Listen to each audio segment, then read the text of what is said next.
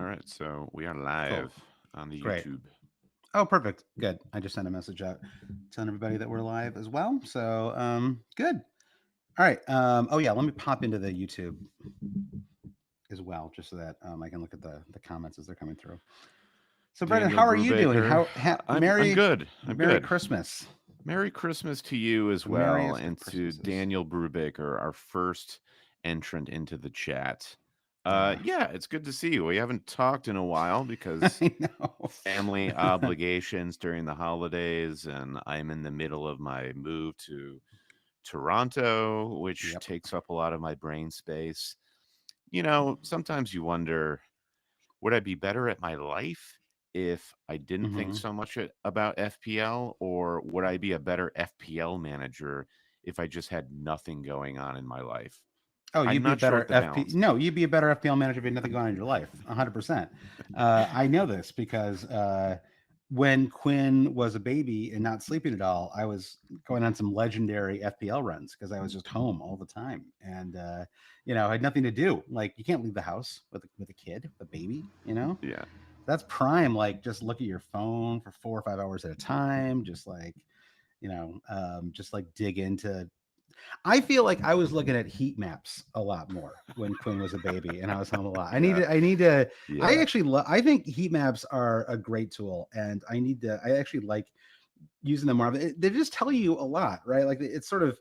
I mean, Yeah. obviously you can look at stuff like XG as well, but just like literally, like it's a quick reference point too. Like all right, they're on corners, right? It's like something that you can very clearly see on it. Now, of course, you can just look this stuff up too, but for some reason, it imprints itself on my brain Yes. better, just like the way my brain works. At least, like if I see a heat map, True. it's like I can still remember what like Stuart Dallas's heat map looks like from when he was at Leeds, like in his kind of Yeah. heyday. It's like so stuck in my brain a little bit. It's particularly useful for defenders, I think, to see how far up Yeah, the pitch that's far up the true. pitch they're going. And yeah, for the visually inclined, I think that's a good lesson. Don't Yeah, try to use stats if you're not going to remember them, if they're not going to be useful. That heat map does kind yeah. of deliver all that information intuitively. Where are Um, you with stats? Like, I mean, I talk a lot about stats, but how much do you look at stats? How much do you? I know that you're not anti-stat by any means, but are you somebody that when you're making a decision, are you looking at stats or are stats a consideration? Do Virtually never. No. virtually never? Okay, Yeah. yeah, And yeah, that as explains you so said, much. I'm not anti-stat. It's not interesting to me, personally. I Yeah, understand their value and yeah, why they are useful, but I am not interested. I am definitely more of a feel-based manager. I enjoy yeah. watching as many of the matches as I can and basing my decisions largely on what I see. Yeah. Um, I think that they are also typically correlated, right? Like the impression that you would get from watching a lot of matches, assuming you're actually watching a lot of matches and you're sort of watching them as objectively as you can, right? I think the FPL decisions that you would make would not be radically different than the stuff that you would find looking through the numbers, right? There may be things that the numbers tell you that like maybe a player is underperforming or overperforming, and that can be useful. But I think in general, like if you're looking at if you're, like, you're sort of watching these matches and you get a sense of how integral a player is, how often that you can even tell. I think whether someone's been lucky or unlucky. Right? These are not things.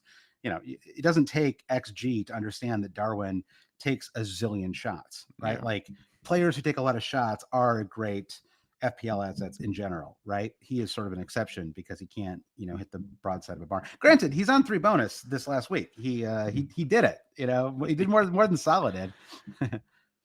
I found most interesting for the midweek fixtures was Arsenal West Ham, and Arsenal had recorded the most touches inside their attacking box than any other Premier League team without, I think, scoring a goal. It may have just been period, like as Yeah, that many touches in the box period. And that was interesting context to a match where they lost 2-0. yep, To watch it, you saw them attacking the entire time, but to see them, the stats show how much they did dominate West Ham. in those numbers was Right. interesting. And so that's Yeah. germane to looking ahead Hmm. to the upcoming fixtures about investment in Arsenal. Yeah, I Yeah. think this has been the story of Arsenal all season, is that the results and the fantasy returns just haven't really told us the entire story of just how good Yeah. Arsenal are at the moment.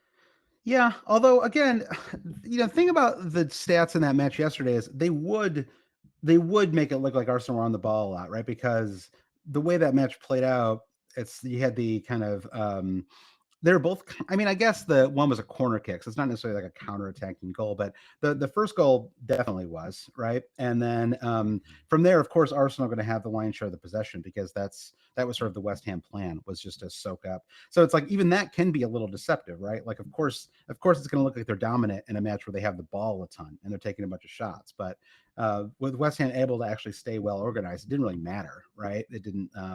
Like I felt like the story I got from that match was that Saka is like kind of pressing a little bit, right? And doesn't look like, I mean, he's still like a player that you probably want long term in fantasy, but he had a couple of great opportunities, but he's like, I don't know, there's something about I don't know if it's like the thing about him is he's always been kind of an unusual fantasy asset in some ways, right? He takes a lot of shots outside the box. He's got like pretty good accuracy with them, right? Like he's certainly involved in the attack a lot, but I don't know. It's just like it feels like that's the same as last season. Like Arteta just runs him into the ground, right? Just absolutely Right. runs him into the ground, and I don't know. He's not Mo Salah. Like I don't know that him getting run into the ground is like is like the best long term strategy for Saka. Agreed. I don't think yeah, his shots were not quite very accurate. He took 9 shots, I think, against West Ham. His sights were certainly off the first half of the match. Odegaard, though, was Yeah. insane. Like he had took a limitless pill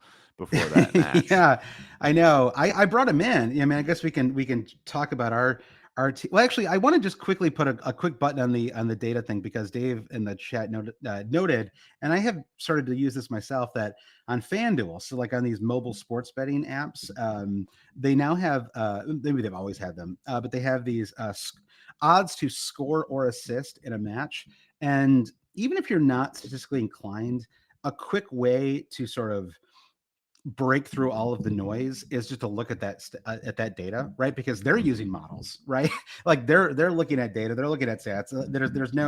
There's very little subjective measurement that goes into that kind of information. So it's almost like a quick guide if you're sort of deciding between, oh, do I want this player, this player, this player to captain this week? Well, or even not possibly for a transfer.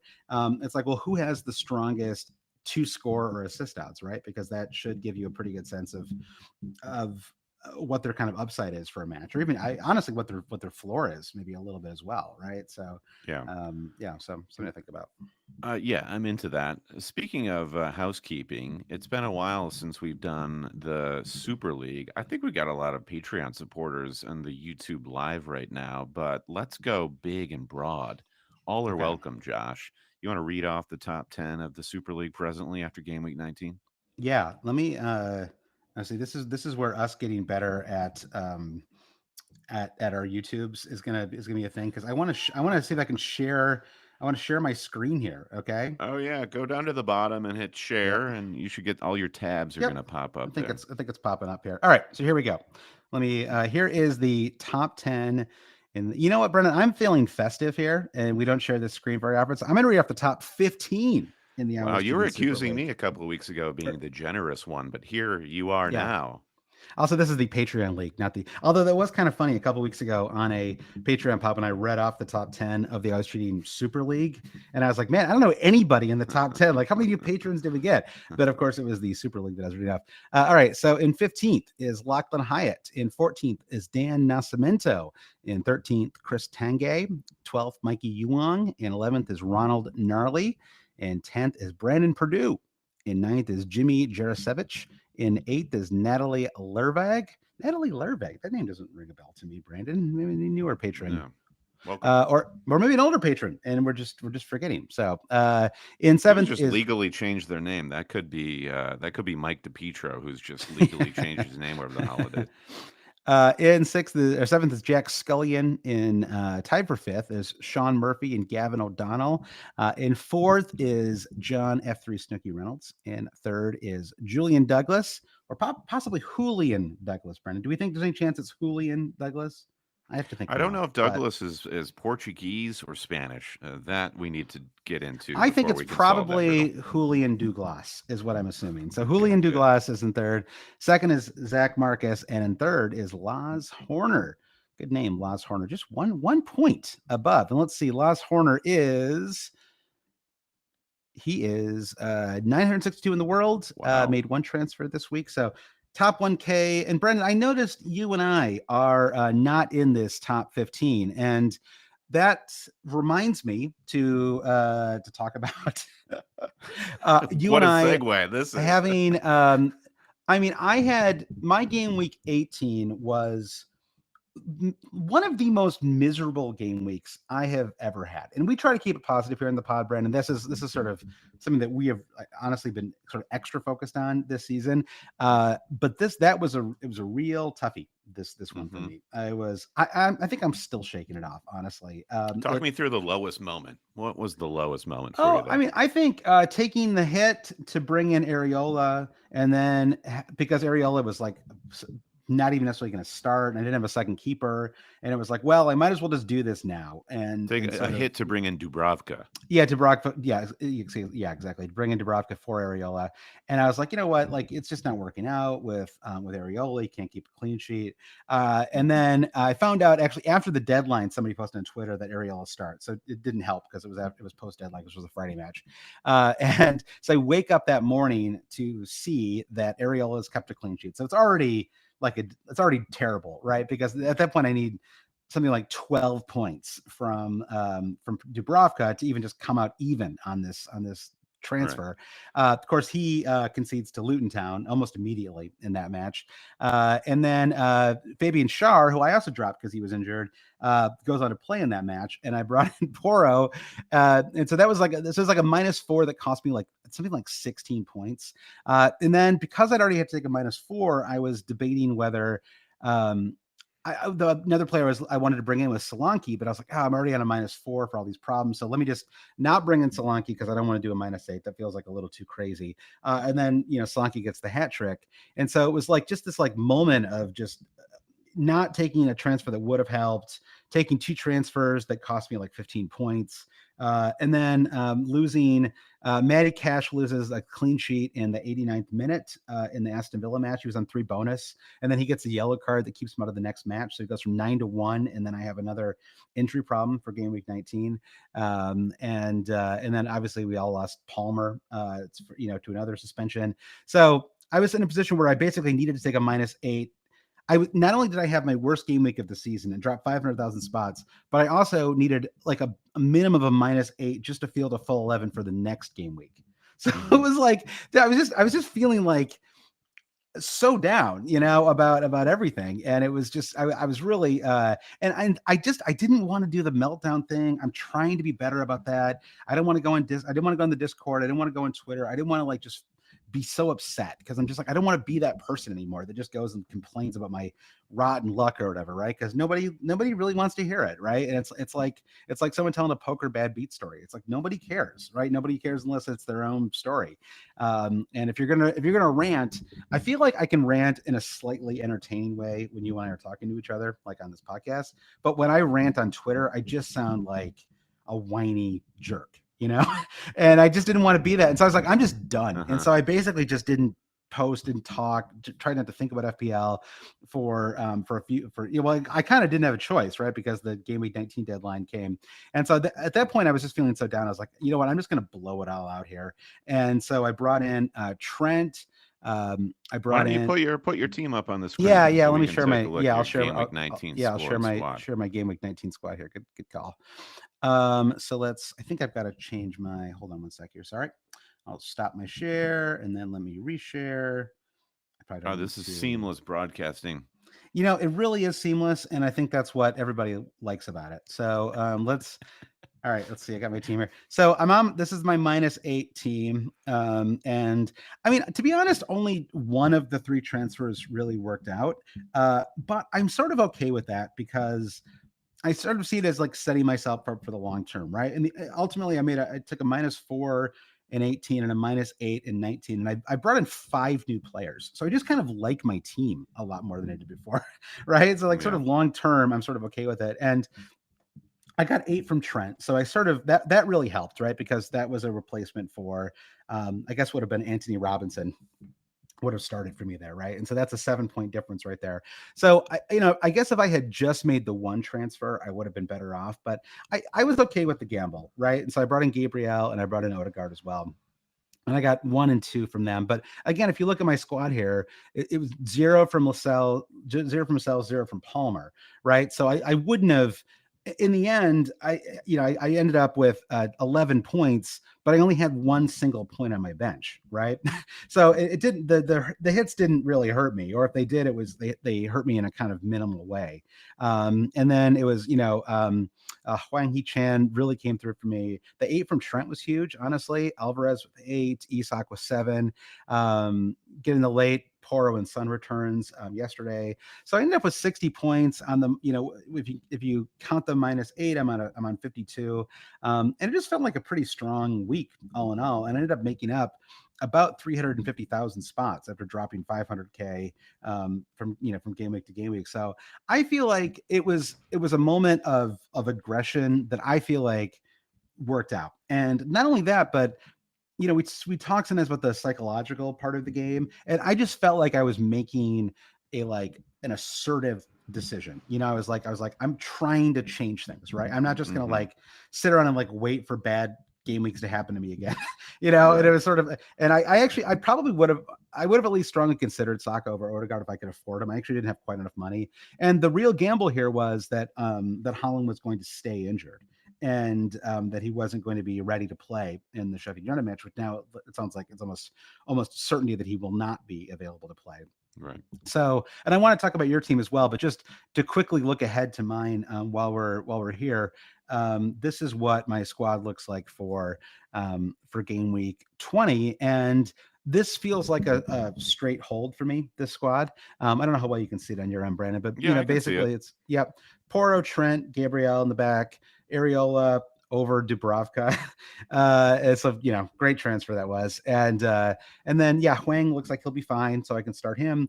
Odegaard, Salah, Son. I probably will switch Salah and Son. I'm still kind of on the fence between those two. I think it's really close, just because Newcastle have been so poor away from home.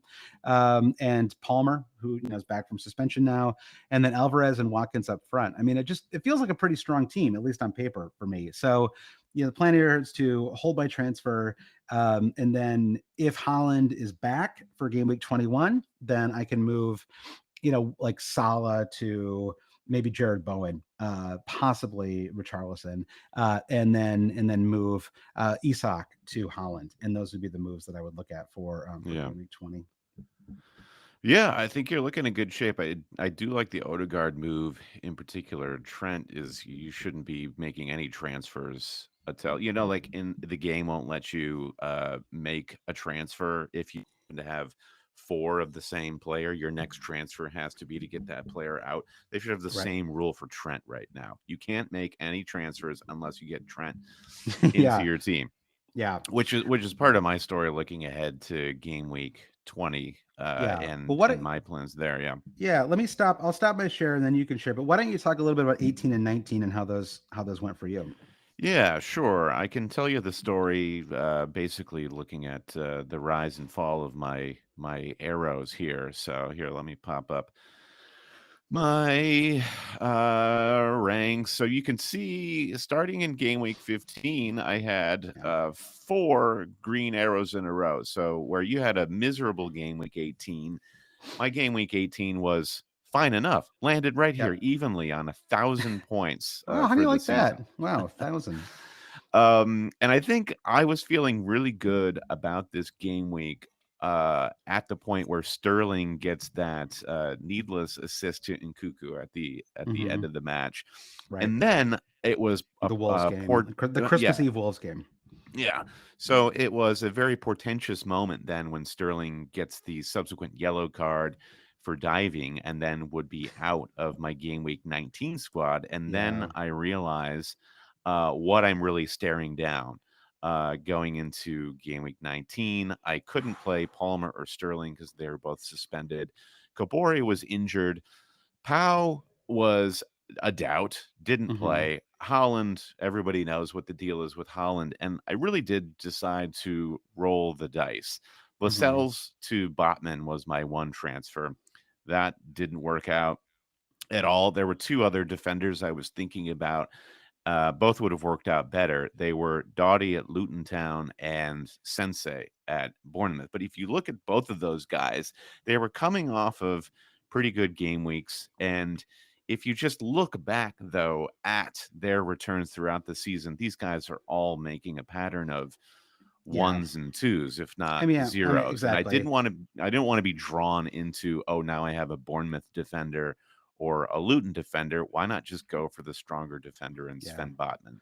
Yeah. I Of think it's course, what like, it go ahead. always seems like, obviously when it doesn't work out, but just in general, spending transfers on top whatever Newcastle are right now. I mean, I know they're like in a little bit of a tailspin right now, but spending a transfer on a Newcastle player over a Luton or Bournemouth defender is it's just objectively feels like the right Yeah. decision. On Holland, were you at least was there a part of you?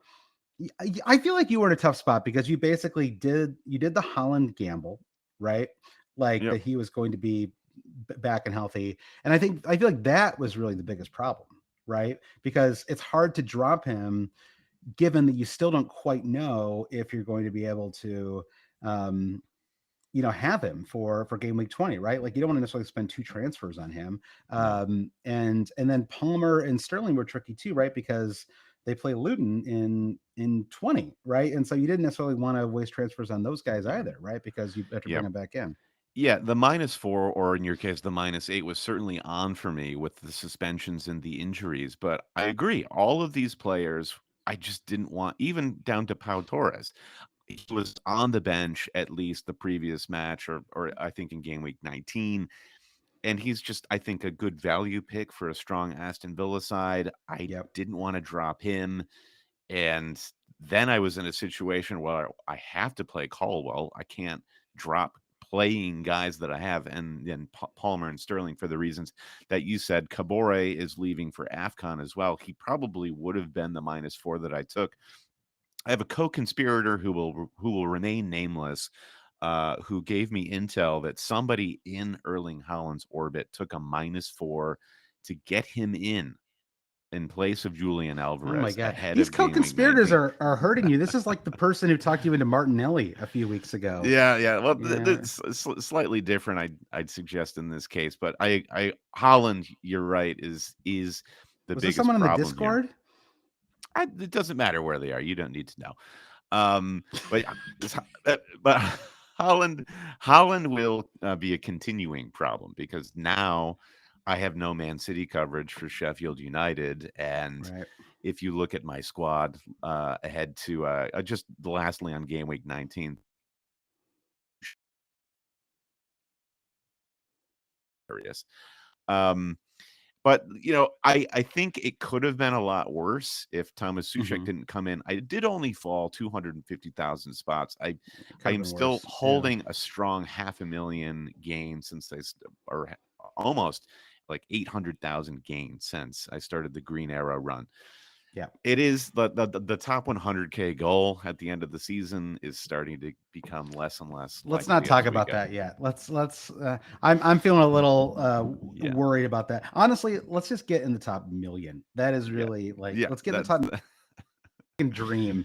That's how I Yeah, feel at the moment. it does feel like an uphill battle to the top millions. Like as soon as we get close, the Sisyphusian, like our team just tumbles down the Yeah, hill I know. again. So Brutal. yeah, here's my squad for game week 20 starting tomorrow. Okay. Holland almost certainly not playing, so I just Get don't Suchek see the again. point. Yeah, Suchek coming in again. Why not? I mean, the guy's been relatively consistent. He's got like 5 goals on the season. Yeah, 5 goals, 1 assist. They're not really coming with regularity, Hmm. but I like that he's a consistent and that he's got the X mins, you know? Yep. Yep. I Uh, agree.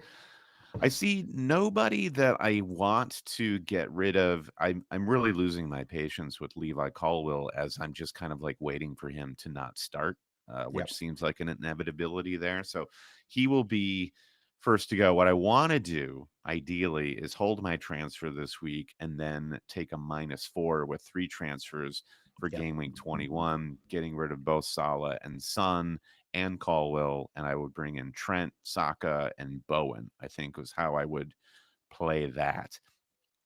So just eh, so that puts me in a situation where I think I'm really looking at Chelsea to carry me through game week 20, which is the gamble of I all mean, gambles. I know. I told you. We talked about this. We talked about Chelsea and their. I don't know. I don't know why I'm doing the "I told you so" game. I'm I barely mean, doing and I better than don't you think you are, but can say you told me so. It's not like it hasn't gone terribly. I mean, there's not been it's it's not been heady heights, but it's been pretty bad. Sterling is getting modest returns. Palmer Yeah, has been sure. good. Palmer has been good. Sterling's been mediocre. Cowell's been crap. Is that a I fair did get a clean sheet assessment? from I did get a clean sheet from him. So Okay. at 4.6, Okay. it could have been way crapper for sure. Okay. All right. Fair enough. Yeah. So, Um, so you're mhm, thinking just hold your transfer, check yep. in, just sort of okay. Yeah. I mean, I think your team looks pretty good. It feels like I mean, is Pau Torres has a clean bill of health then? You think he's I mean, gonna he be was on the bench, and Villa yeah, blew that match. I think he's straight back in. I would yeah, assume, and that's a gamble I'm willing to take. At least I yeah. have cover this week with Yeah. Button. Solanke seems fine. Yeah, so I guess the only decision would be whether you want to go aggressive and just drop Holland, and bring in somebody that could help you this week. Possibly even Alvarez, I guess. Right? He'd be sort of the obvious Yep. transfer. Yeah, I think big targets this week are all Man City, Foden and Bernardo Silva as the hipster pick, and then Yeah. Alvarez is captainable if you Yeah. have him for sure. But The- you have Alvarez, and I honestly wouldn't you have the I wouldn't captaincy on Salah. I wouldn't really think about Captain Alvarez, to be honest. I mean, I think you could, but he's really untrustworthy. He's really inconsistent. I mean, I'm glad that I have him for the Sheffield United match, but I mean, he gets muscled off the pitch, right? Like he can't handle any physicality. The one attacking return he got in this match was a pen, right? And it feels like um, I don't think that like he's going to get bullied off the pitch by Sheffield United, but it just doesn't feel like he's thriving right now up front, Uh-huh. and he can kind of drift in matches a little bit.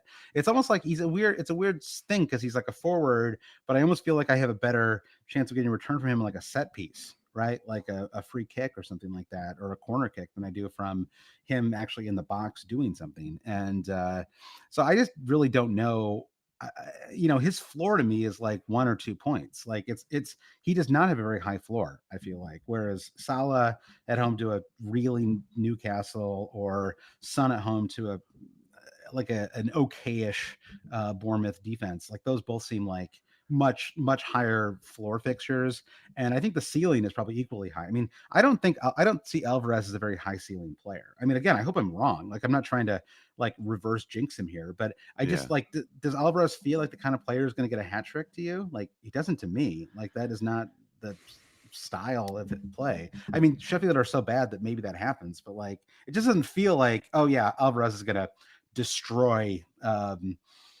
anybody. It's just not his style of play, in my opinion. I don't know how our prediction of matches has sort of like been bearing out this season because it's not like I'm just thinking of Salah captaincy following a blank on a Watkins captaincy against Sheffield United, funnily enough. Predictions just seem like a bit of a mugs game this season. And I think if you go Uh, with the basically just the better team, the better outfit, Yeah. I don't know what I'm trying to make here because I don't what did we Is learn from Salah and Watkins captaincies the last couple of weeks that then points toward an Alvarez captaincy? I guess it proves your point more in that you just kind of have to go with some consistency. Yeah, I mean, the thing about like Salah and Son are the most consistent FPL assets outside of Holland, right? That we. yeah. I mean, yeah, sure. Does can Son blank it from time to time? Yes. I mean, so can Salah, right? Salah's blanked 2 weeks in a row. I at the moment my inclination is to go with Son. Um, I don't. I don't know that I have a firm read on the Bournemouth defense. I realize they just kept a clean sheet home. This is an away match for them, though. I don't know. I mean, I guess I don't know. I have to think about it a little bit more, to be honest. I guess if there was a question in the chat from somebody a second ago. I can't remember who said it, but I kept it in the back of my head about ranking. Oh yeah, from Zach Marcus about ranking captains. I would probably at the moment, my inclination is to go Son captaincy, followed by Salah, followed by Alvarez. That would be kind of 1, 2, and 3 for me. Is there anybody that I miss? Oh, what about Watkins at home to Burnley? That would be another possibility, right? Yeah, I guess people would be scared of the, going against the consistency argument where he has not been consistent. He's just when you least expect it's going to pop up with a big Yeah, haul. two And blanks in a row as well. yeah, I think the Watkins points coming to you are as good on a non armband situation. I think the argument for Sun is Liverpool have like Spurs are just quick out of the gate at the starting whistle, unlike any other team right Yeah, now. And Bournemouth, while they've been, fairly decent at the back, kept a handful of clean sheets recently. They're just not of the caliber that would be able to fend off Spurs if they really come out with the home yeah. support Yeah. and Saw it at the attack. end of the Brighton match, right? It's just like this team is designed to score goals, right? Hmm. This is a function of their manager, their style of play. Like they are a squad that go for it. And in general, that's a quality you want, right? In a player or in a squad where you're looking to captain their player. That's I don't know. So it's Yeah. yeah, I don't And know. the It's a Liverpool tricky one. Newcastle match, I think is very hard to predict. You think of the the reverse fixture here.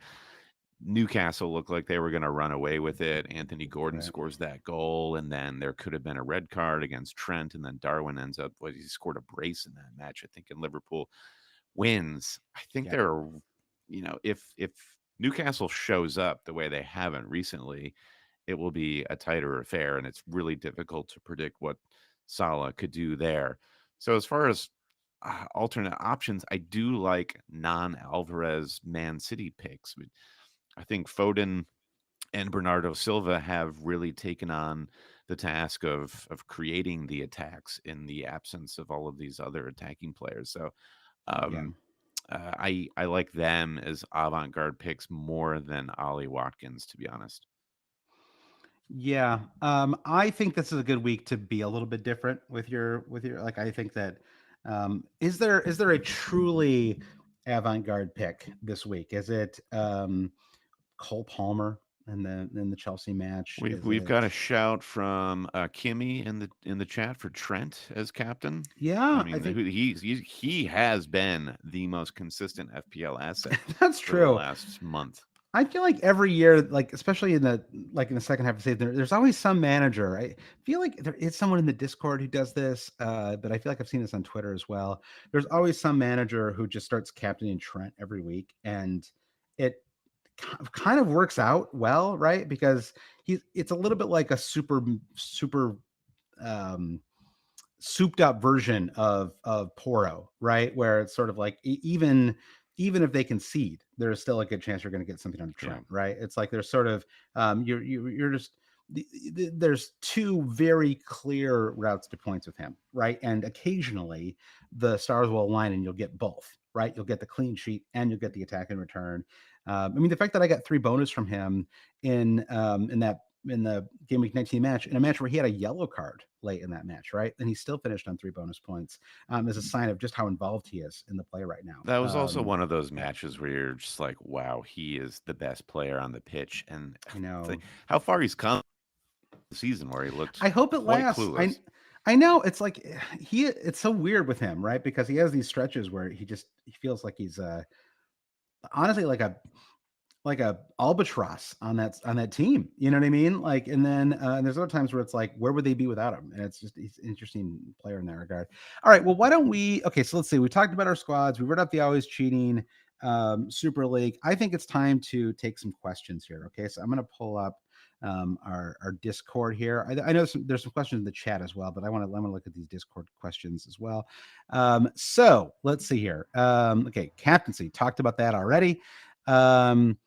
Yeah, there was Dave Wags asked about a Alvarez or a luxury goalkeeper transfer. I mean, I think we've seen pretty clearly that goalkeeper transfers are they just I don't love it, right? I mean, and I saw someone talk about you know uh, I saw somebody was looking at Ederson as a goalkeeper, and it's like, just are we still doing this like the Ederson thing, right? It's like another.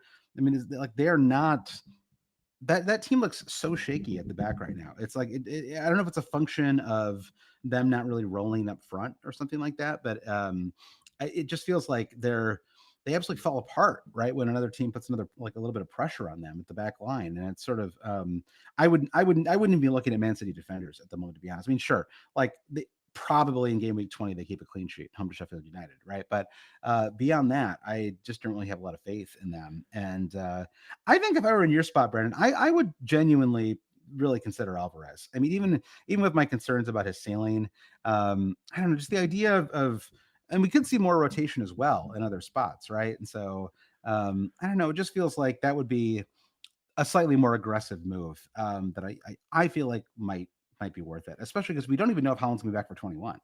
Yeah, I don't know if it's aggressive or defensive. It does feel defensive because I'm scared to not have any city attack there. And I I agree don't because know. I don't have Yeah. any I don't have any clear cut way to a Man City midfielder. So which point again to Alvarez. So Yeah, I guess it's just a matter of definitely it. perspective. I mean, Mhm. but I mean, like to me, it feels aggressive to like make a transfer that could net you more points, right? Whereas Mhm. it feels to me like slightly passive to be like, I'm just gonna wait and hope that Holland is back soon, right? Just that's my perspective on it at least. Like I don't think Right. it'd be defensive to bring in Alvarez. Yeah, yeah. Well, yes, potato, potato. I guess I don't disagree with what you're saying. Yeah, it's really annoying to have. I feel like I'm always in this situation with the just holding on to a player a little too long, and now it's every week it's going to be until it gets better. Yeah. Problem You know why? is, It's because it's just like the way you like to buy clothes, Brandon, or you like the finer things in life. You want the nicest clothes. You want the prettiest girlfriend. And you want the best, and you want the best, forwards that money can buy, right? And Holland is the best, when healthy, and so I think that's the yeah. I think that's When that's you I when think you that's see why. me walk into a room, I look like a guy who owns Erling Haaland in his fantasy team. That is for sure. I mean, and even Erling Haaland coming back healthy, maybe it's a good thing for Alvarez owners.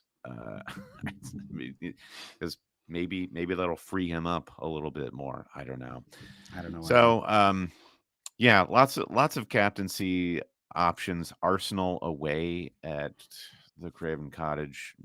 There's Arsenal just haven't done anything other than like great dribbles and tricky passes. They haven't actually scored any fantasy points to make me When say, yeah, when will we? Yeah, Jesus. I mean, classic Gabriel Jesus game yesterday, right? Just a yeah, lot of Sturm and Drang and nothing, right? Like he just should have. That's a game where you need someone like him to find a way to grab the game by the not to be all like cliche commentator here, but like someone had to grab that game by the scruff of its neck, right? And also like Gabriel Martinelli, like, is he ever going to play well this year? Like, what a he's the crazy, biggest problem. I think is yeah, that has made Arsenal one-dimensional in a way. They yeah, can't go down the left anymore yeah. because Martinelli sucks. It's weird. It's like the Trent thing. It's like Yeah. I don't think it's going to last, but like, what is going on there? Like, he can't. he just can't do anything. Like he can't do anything well. It's such an odd thing. All right, well let's.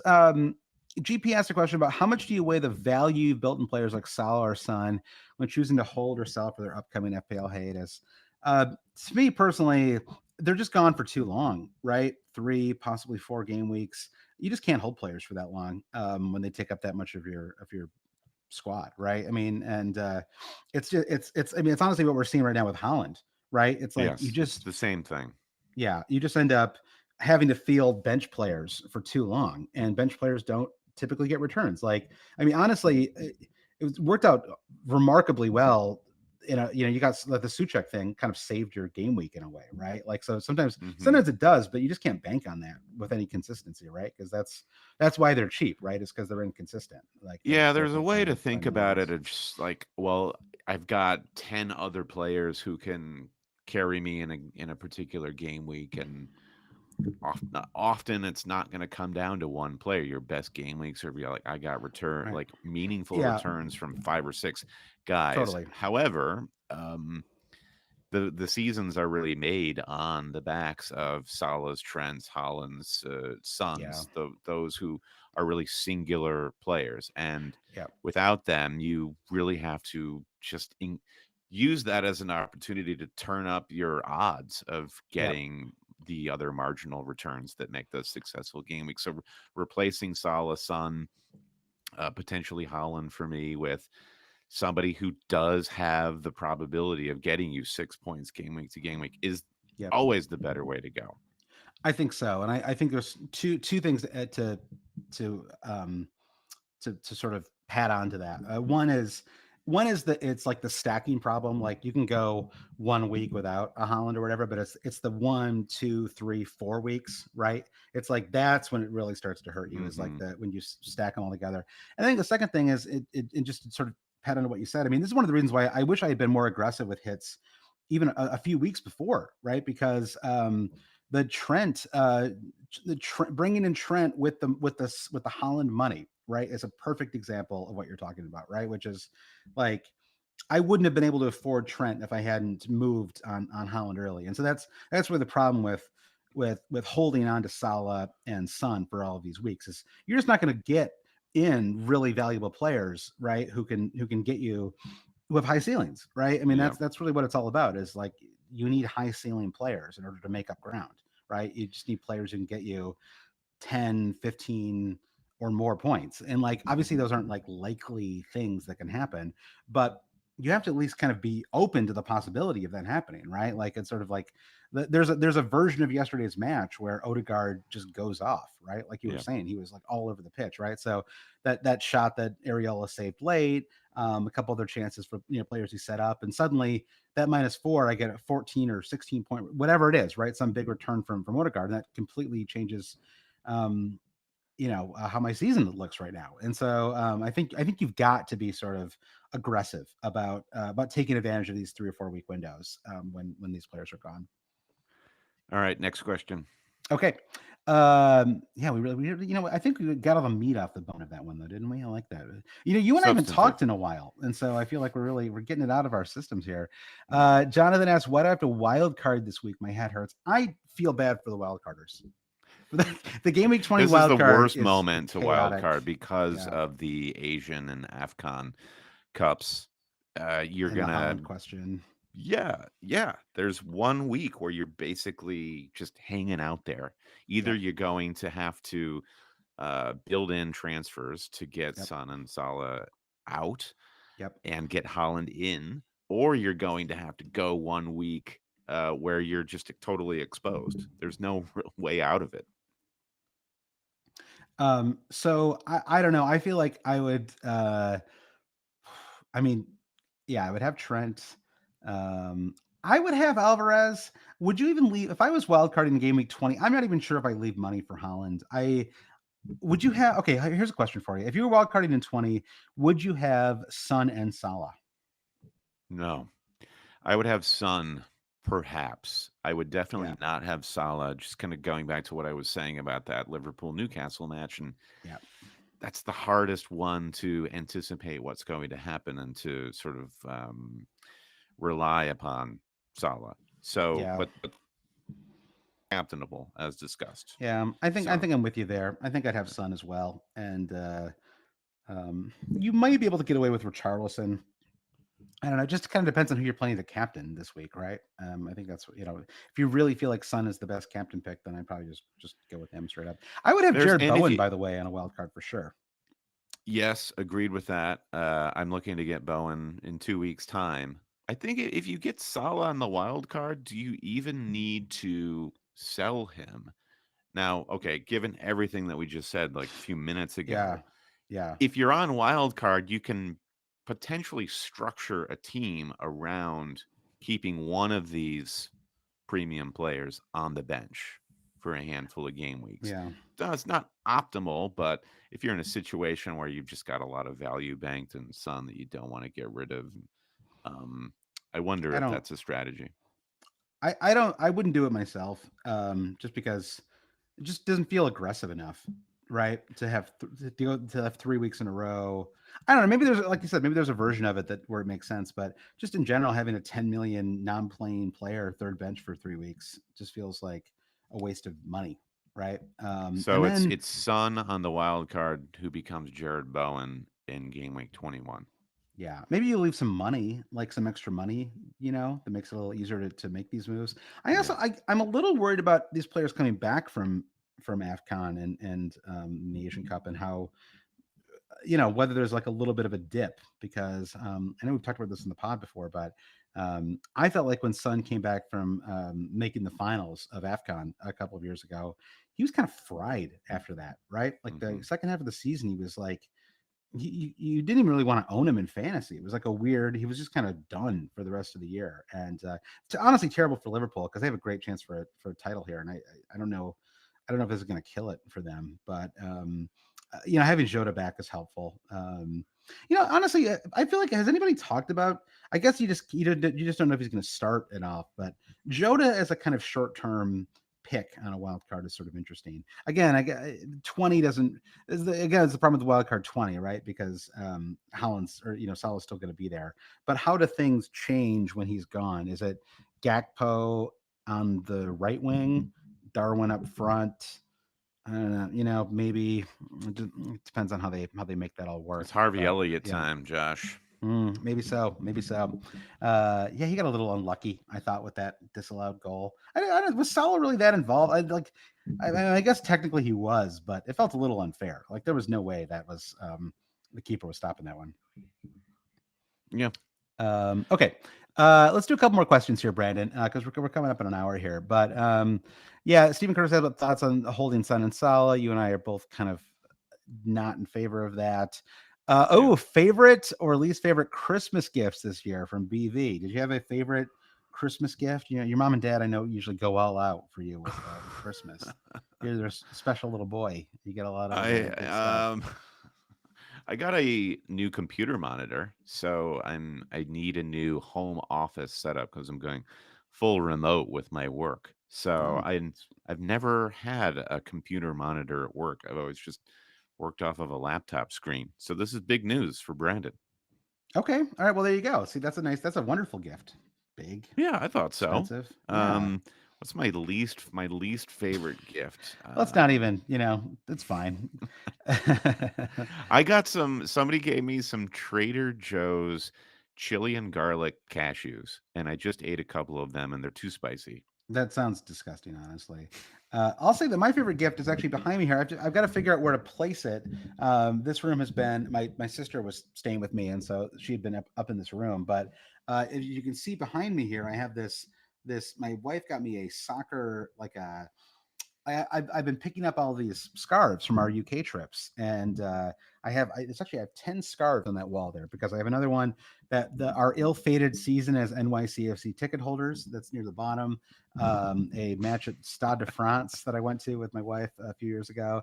But I have this really cool soccer rack now behind me, and I'm gonna try to find a way to place it so that you can see it when we're doing YouTube stuff like this. So because that you and I were talking about this. We're trying to do more YouTube stuff in 2024, and I was like, man, Yeah.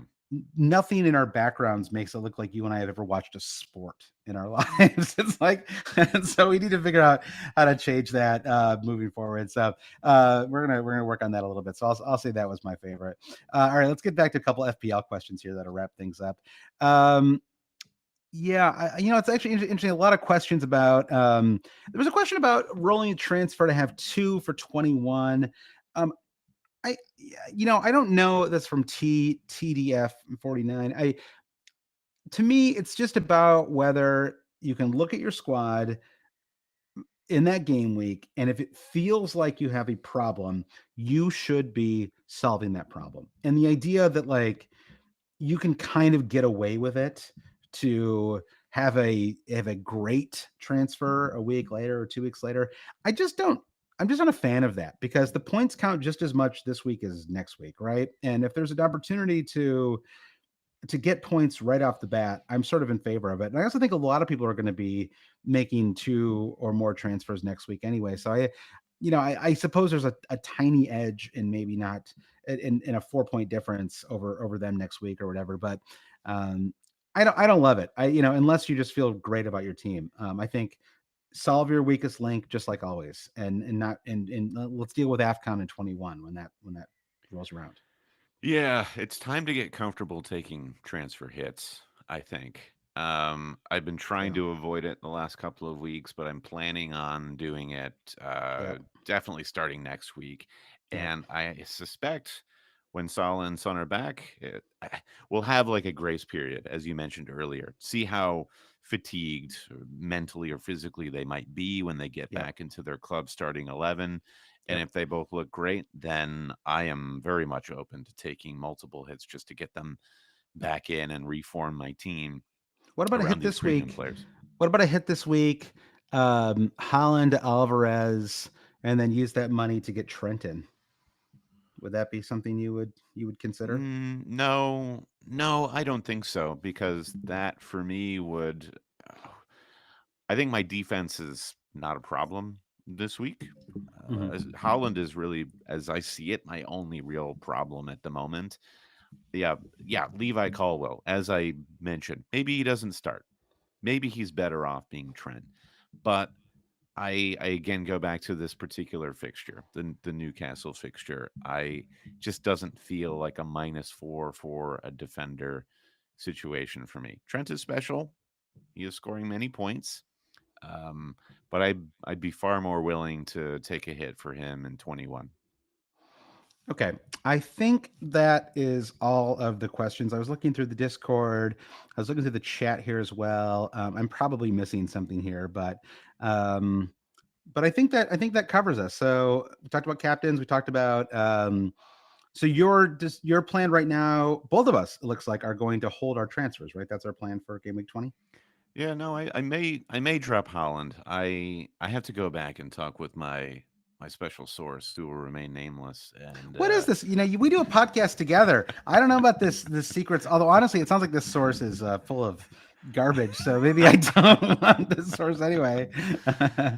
yeah, I mean, there's 0% chance that Holland even makes the bench against Sheffield United. So it does all seem pointless. And to the idea of the only thing stopping me from turning Holland into Alvarez is that I don't desire then transferring Holland straight back in. But sometimes you just have to hold your nose and do the right thing. So I do think Yeah, that I'm going to make a transfer, that I transfer.